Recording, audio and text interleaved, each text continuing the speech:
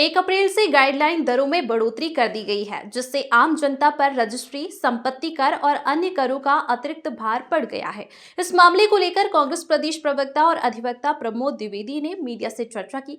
सरकार द्वारा अप्रत्यक्ष रूप से बढ़ाए गए करों का असर आम आदमी, व्यापारियों और रियल एस्टेट सेक्टर पर पड़ रहा है। पहले से ही मंदी और दौर से गुजर रही अर्थव्यवस्था में इस प्रकार के बढ़ोतरी से आम लोगों पर बोझ बढ़ेगा। सरकार ने बजट पेश करते समय कोई नया कर न लगाने की घोषणा की थी, लेकिन गाइडलाइन दरों में 25 से 300% तक की वृद्धि कर दी गई है। इसका प्रभाव केवल रजिस्ट्री शुल्क तक सीमित नहीं रहेगा, बल्कि संपत्ति कर, जीएसटी, आयकर और भवन निर्माण सामग्री की लागत पर भी पड़ेगा।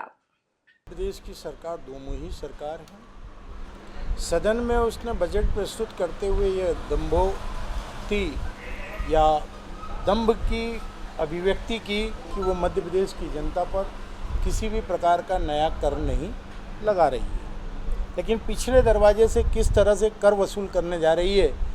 1 अप्रैल अर्थात आज से पूरे प्रदेश में संपत्ति की गाइडलाइन बढ़ा दी गई है।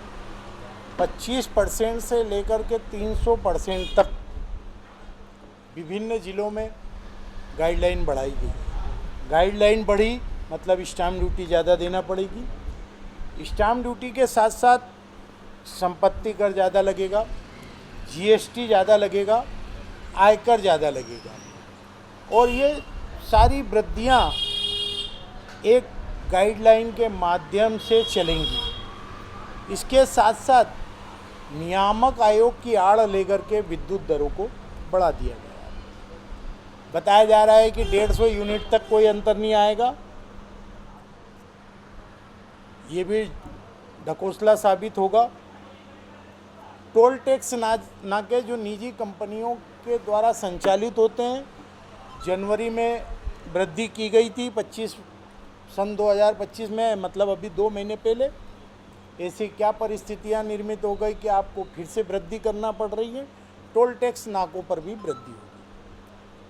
सबसे अहम सवाल ये कि औद्योगिक इन्वेस्टर समिट आपने की, उद्योग धंधों को आकर्षित करने के लिए की। बड़े बड़े दावे किए गए कि उनको सरल तरीके से ज़मीनें देंगे, लेकिन ज़मीन किस दर पे देंगे यह आपने गाइडलाइन में तय नहीं किया। उनको मतलब या तो आवासीय दर में देंगे या कमर्शियल दर में देंगे। और मध्य प्रदेश के इंदौर शहर एकमात्र ऐसा शहर था जो मध्य प्रदेश के कुल राजस्व का 30% कर, मतलब जो गाइडलाइन से या स्टाम्प ड्यूटी से आय होती है वो देता है। इस बार कल समाप्त हुआ सत्र, इंदौर को टारगेट मिला था 3070 करोड़ का। अगर हुकुमचंद मिल की रजिस्ट्री, गोदरेज समूह की रजिस्ट्रियाँ, कुछ और बड़े समूह की रजिस्ट्रियों को छोड़ दें तो भी इंदौर 2550 करोड़ के पास ही रहा। मतलब 5025 करोड़ रुपए आप लक्ष्य से पीछे रहे, और ऐसा पहली बार हुआ, वो पूरे मध्य प्रदेश में हुआ। क्यों? क्योंकि आपकी जो कर प्रणाली है वो आम आदमी को शोषित कर रही है।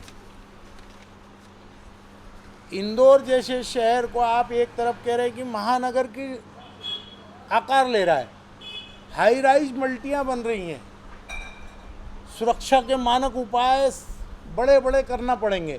वहीं आप मानते हैं कि केवल इंदौर में 3 मंजिला ही मल्टी बनती है।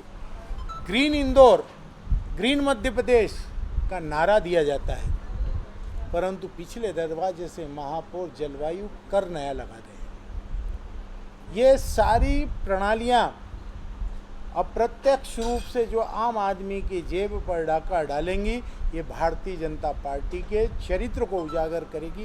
ये दोमुही सरकार है। सदन में कुछ और बोलती है, अफसर कुछ और बोलते हैं।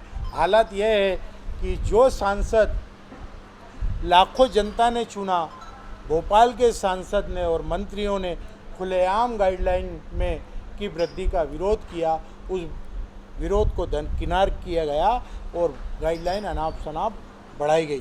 तो हम तो दूसरे दल के कार्यकर्ता हैं, हमारी बात क्यों सुनेंगे।